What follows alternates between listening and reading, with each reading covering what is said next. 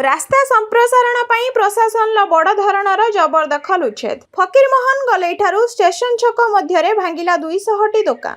बालेश्वर सहरर विकास और सौंदर्यकरण प्रक्रिया को अधिक त्वरान्वित करने पाई प्रशासन पक्षर एक बड़ धरणर जबरदखल उच्छेद करा जायछि।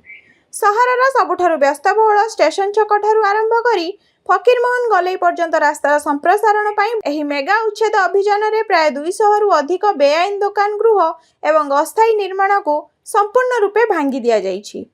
देखंतु आज हमर स्टेशन चक्रू एफएम गलई पर्यंत जेतेबेले अपन जेबे लेफ्ट साइड रे जो पीडब्ल्यूडी लैंड अछि से लैंड ऊपर जो दुकान गुड़ा थिला से मननको जो इलीगल दुकान थिला पीडब्ल्यूडी लैंड ऊपर थिला जेटू सेठी रोड वाइडनिंग प्रोजेक्ट अछि सेठी ड्रेन हबो फुटपाथ हबो तो सेटा को आज उच्छेद करा जायछि।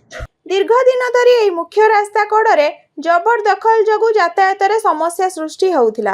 रास्ता प्रशस्तीकरण पाई प्रशासन पूर्वरु नोटिस जारी करिथिबा बेले आज एकाधिक जेसीबी मेसिन सहायता रे पक्का गृह गुडी को भंगा जायछि। उच्छेद को केंद्र करी जे भली कौनसी अप्रीतिकर परिस्थिति किंबा उत्तेजना प्रकाश न पाए सेथिपाई पुलिस प्रशासन पक्षरु कड़ा सुरक्षा व्यवस्था करा जायथिला। घटनास्थल रे 30 जन पुलिस अधिकारी समेत 3 प्लाटून पुलिस फोर्स मुतयन करा जायथिला।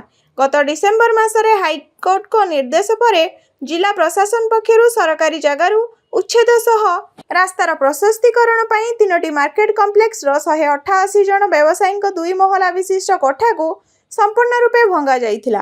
आउ आज बाकी दुकान गृह भंगा जायछि। देखंतु से फर्स्ट फेज के थिला जेतु एनक्रोच जो साइज ऑफ एनक्रोचमेंट अछि सेटा भी बहुत बड़ा अछि और फर्स्ट फेज रे जो माननीय हाई कोर्ट को जो ऑर्डर थिला कि कलेक्टर सरंकर अधीन गोटे कमिटी हेतिला मीटिंग हेतिला सेथरे डिसीजन हेतिला कि केते कोन भंगा जिवो सेही अनुसार हमर डिसीजन थिला कि 18 मीटर्स पर्यंत भंगा जिवो तापरे से डिसीजन कंप्लाई करि सारला परे माननीय हाई कोर्ट को पुनी ऑर्डर आसिला और से ऑर्डर अनुसार और जेहेतु हमें ऑलरेडी 18 मीटर्स भांगी देथिले तार इफेक्ट जो हमें देखिले कि से एरिया पूरा अनयूज्ड है कि अछि तापरे गोटे सिक्योरिटी रिस्क भी अछि। वर्तमान जेहेतु दुकान गुड़ा आधा भांगा जाइथिला यूज हे पारु नथिला लोक माने उन्नी डेवलप करि पारबो नथिले काहे कि सेटा गवर्नमेंट लैंड थिला और लटकी झुली के भी रही थिला पब्लिक रिस्क भी थिला तो फ्यूचर रे भी से लैंड रो भी अलग अलग यूज हम करिबे तो सेटा को नहीं कि पदक्षेप निया जाइथिला कि सेटा को भांगिबे क्लियर करिबे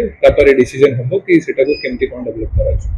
देखंतु एटा परमानेंट सॉल्यूशन यार जेतेबेले आसीबो हमको कोन दरकार कि गोटे डेडिकेटेड मार्केट कॉम्प्लेक्स हे पारिबो कि जोठी कि हमर दुकान माने अछंती काहे कि से मन पर भी रोजगार अछि ता ऊपर भी वर्तमान चिंता चली छी। विकास को विरोध न करी दुकानी माननकु थैथान करिवा को दाबी करा जायछि।